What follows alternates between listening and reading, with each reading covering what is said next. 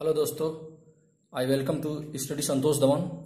दोस्तों, आज हम फिन साइंस में कुछ परिभाषाओं के बारे में समझने की कोशिश करेंगे। दोस्तों, जैसे लिखा गया है दोस्तों, देखिए दूरी, विस्थापन। दोस्तों, ये छोटी छोटी परिभाषाएं हैं, लेकिन इनसे बहुत कुछ सीखने को हमको मिलता है। दोस्तों देखिए, हम दूरी को दोस्तों अंग्रेजी में डिस्टेंस कहते हैं।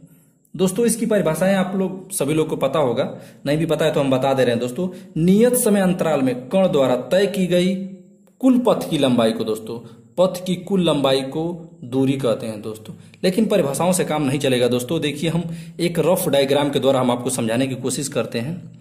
देखिए दोस्तों, कोई कण ये है ए, और यहां दोस्तों कोई कण यहां बी, यहां चलता है। दोस्तों ये दोस्तों एक दूरी है। इस दूरी को दोस्तों ये किस तरह से तय करता है? एक व्यक्ति ए है, ये इस तरह से तय करता है। दोस्तों चाहे इस तरह से तय करता है, चाहे इस तरह से तय करता है, चाहे इस तरह से तय करता है। देखिए दोस्तों, इसकी डायरेक्शन क्या है? देखिए दोस्तों, दूरी में सबसे बड़ी दिशा की प्रॉब्लम होती है। दोस्तों फिजिक्स में दिशा की बहुत प्रॉब्लम है। दोस्तों यदि आप फिजिक्स में दिशा के बारे में सही से निकालने की कोशिश कर लें, दिशा के बारे में जान गए दोस्तों किसी भी फार्मूले में, तो आप मैक्सिमम फिजिक्स की चीजें को समझ लेंगे। दोस्तों तो देखिए, यहाँ ये छोटी छोटी चीजें, लेकिन दोस्तों आप दिशा यहाँ से बिल्कुल क्लियर हो जाएगी और आपको फिजिक्स में कभी दिशा की प्रॉब्लम नहीं होगी। दोस्तों देखिए दोस्तों, ये कह रहा है दूरी दोस्तों ये है दो स्थान, जैसे ए है, ये बी है। दोस्तों यहां पर पहुंचने के लिए कई रास्ते हैं। दोस्तों ये भी रास्ता है, ये भी रास्ता है, किसी तरह से गए, लेकिन दोस्तों यहां से कंफर्म नहीं हो रहा है कि ये किस रास्ते से जा रहा है। दोस्तों तो इसकी दिशा कैसे कंफर्म होगी? दोस्तों आप ही समझिए, आप इसे समझने की कोशिश करिए दोस्तों कि यह किसी रास्ते से जा सकता है, और रास्ते हैं, अनेकों रास्ते हैं। दोस्तों तो इसकी दिशा कैसे निश्चित कर सकते हैं कि ये इसी तरह से जाएगी? दोस्तों दो स्थानों के बीच की, मतलब एक निश्चित समय अंतराल में दोस्तों दो स्थानों के बीच की न्यूनतम दूरी को, न्यूनतम पथ की लंबाई को दूरी कहते हैं। दोस्तों पथ की लंबाई को दूरी कहते हैं। तो आप अनुमान नहीं लगा सकते हैं कि दोस्तों कि कौन सा व्यक्ति किस रास्ते से जाएगा, इसे ही दूरी कहते हैं। ये भी दूरी है, ये भी दूरी है, ये भी दूरी है, सब दूरी है। दोस्तों तो आप इसे अनुमान नहीं लगा सकते हैं कि इसकी दिशा क्या है। लेकिन दोस्तों और आगे बढ़ते हैं, और कुछ इसमें जानने को मिलेगा। दोस्तों आप विस्थापन पे हम चलते हैं, अभी इसमें और कुछ हम बताएंगे आपको, लेकिन पहले विस्थापन लिखते हैं। दोस्तों विस्थापन, यहां से आपको और कुछ जानने को मिलेगा। दोस्तों विस्थापन दोस्तों इसे अंग्रेजी में डिस्प्लेसमेंट कहते हैं।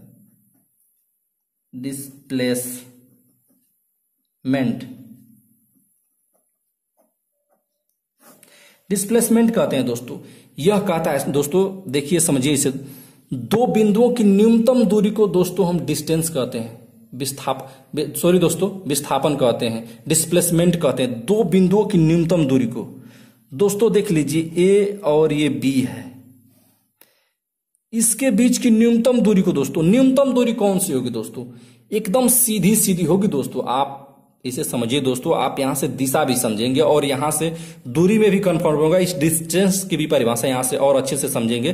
पहले आप विस्थापन, डिस्प्लेसमेंट भी समझिए।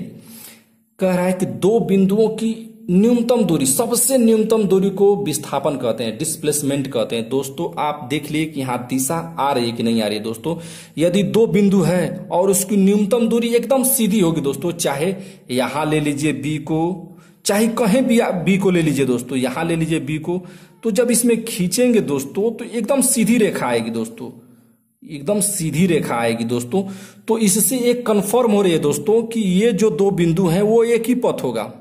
दोस्तों दो पथ नहीं होगा, दो पथ हो ही नहीं सकता है। दोस्तों दो बिंदुओं की न्यूनतम दूरी में दो पथ हो ही नहीं सकता है। दोस्तों तो इसलिए आप समझने के प्रयास करिए दोस्तों कि विस्थापन में एक दिशा आ रही है। आप इसे एनालिसिस करिए दोस्तों, इसे आप एब्जॉर्ब करिए कि एक दिशा आ रही है। दोस्तों क्योंकि दो बिंदुओं की न्यूनतम दूरी एक ही होगी, और एक ही होगी दोस्तों तो उसमें एक दिशा आएगी, चाहे वो कोई सी भी दिशा हो। लेकिन दोस्तों इसमें दिशा आ रही है विस्थापन में, लेकिन दूरी में अनेक रास्ते हैं सर। दोस्तों इसमें कोई प्रतिबंध नहीं है कि इसी तरह से जाएगा तो एक दिशा होगी। लेकिन दोस्तों देखिए, इसमें और भी समझिए दोस्तों। लेकिन देखिए ये भी दूरी है दोस्तों, और ये भी दूरी है। इसको हम दूरी कह सकते हैं, लेकिन इसको हम विस्थापन नहीं कह सकते हैं। दोस्तों लेकिन आप समझ लीजिए दोस्तों कि दूरी कैसे इसमें दिशा आपको कांस्टेंट हो गई। दिशा इसमें समझ में आ रही है कि इसमें दिशा है, इसमें दिशा नहीं है। यही कंफ्यूजन दोस्तों हमेशा बना रहता है। लोग इसी को नहीं समझ पाते हैं कि किसमें दिशा है, किसमें दिशा नहीं है। बल सदिश राशि है कि अदिश राशि है, त्वरण सदिश राशि है कि अदिश राशि है, दूरी सदिश राशि है कि अदिश राशि है।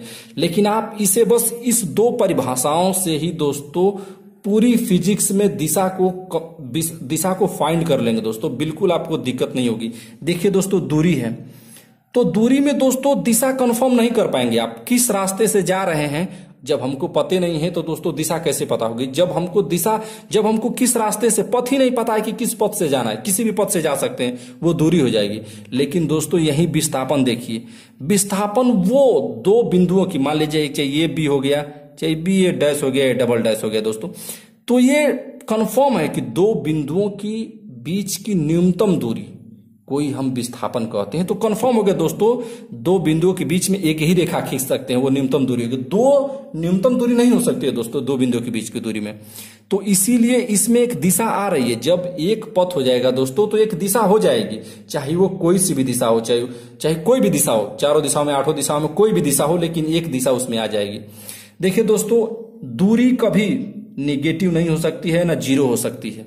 दूरी कभी भी दोस्तों, जैसे यहां से चल दिए दोस्तों तो इसकी दूरी जितना होगी, जितना चलेंगे दोस्तों, मान लीजिए कि एक दूरी है, यहां से चलना, ए से चलना स्टार्ट किए, इस तरह से आए, इस तरह से आए, इस तरह से आए, इस तरह से आए, तो ये दूरी है, पूरा इतना चले हैं, इतना इसको दूरी कहते हैं दोस्तों।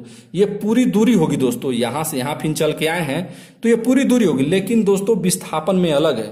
विस्थापन जीरो भी हो सकता है दोस्तों, विस्थापन जीरो भी हो सकता है दोस्तों, प्लस भी हो सकता है दोस्तों, और माइनस भी हो सकता है। लेकिन कंडीशन है कब जीरो होगा, कब प्लस होगा, कब माइनस होगा। दोस्तों इसे समझने की कोशिश करिए, इसे हम समझाते हैं। देखिए कब जीरो होगा दोस्तों, एक कण ये ए है, अब यहां से कण एक चलना प्रारंभ किया दोस्तों, अब यहां से चला चला चला चला चला चला, फिर यहीं पे आ गया दोस्तों। एक कण जहां से चला पुनः वहीं आ गया दोस्तों, उसका विस्थापन जीरो होगा। क्यों जीरो होगा दोस्तों, हमें दो बिंदुओं के बीच की न्यूनतम दूरी चाहिए, और यह जहां से चला है फिर वहीं आ गया दोस्तों, तो इसके बीच में न्यूनतम दूरी शून्य हो जाएगी। अब देखिए दोस्तों, अब ये एक कण है, अब ये चला और डायरेक्ट यहां आ गया बी। तो दोस्तों देखिए अब इसकी दो बीच की दूरी दोस्तों, दो बिंदुओं के बीच की दूरी कुछ आ रही है, तो ये पॉजिटिव आ रही है, ये पॉजिटिव आ रही है। देखिए दोस्तों निगेटिव कब आएगी दोस्तों, ये कोई कण है, ये मान लीजिए, अब ये यहां से चला, यहां से चला, यहां से चला और यहां आ गया, यहां आ गया, तो यहां से खींचेंगे दोस्तों। देखिए ये दिशा अपनी चेंज कर दिया है, क्योंकि इसमें दिशा की मायने रखता है दोस्तों। एक ये सदिश राशि होगी, आप जानते हैं कि दो बिंदुओं के बीच की दूरी में एक न्यूनतम दूरी होगी दोस्तों, और जब एक ही दूरी होगी दोस्तों तो एक दिशा होगी। तो इसीलिए दोस्तों देखिए, ये जहां से चला उसके उल्टे दिशे में आ गया दोस्तों, ये इसके उल्टे दिशे में आ गया दोस्तों, ये चला था इधर और आगे इसके उल्टे दिशे में, इसीलिए इसका जो परिमाण होगा, जो मान होगा दोस्तों, वो निगेटिव होगा, वो निगेटिव होगा। ये परिमाण है दोस्तों, ये परिमाण है, इसलिए समझते। देखिए एक और इसमें इन दोनों में संबंध है दोस्तों। देखिए ये जो दूरी है इनका परिणाम है दोस्तों, और ये विस्थापन है,